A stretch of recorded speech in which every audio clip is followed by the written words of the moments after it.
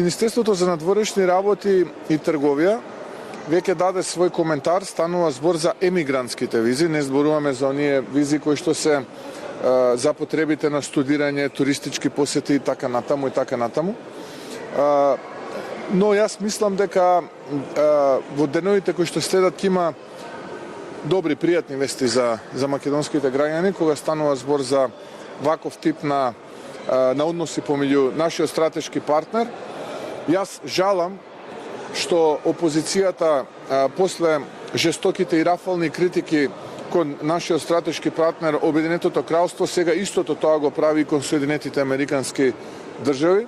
Ке ве потсетам, не така одамна, кога беа наметнати оние трговски тарифи од 33-35%, истите тие опозицијски перјаници, кои што јас ги нареков талок на општеството во политиката, поитаа да го навредуваат нашиот стратешки партнер Соединетите Американски држави, а никаде ги немаше да се извинуваат кога се нивелираше таа ставка на 15%. Така што јас би бил внимателен и трпелив и очекувам многу добри вести за македонските граѓани наскоро.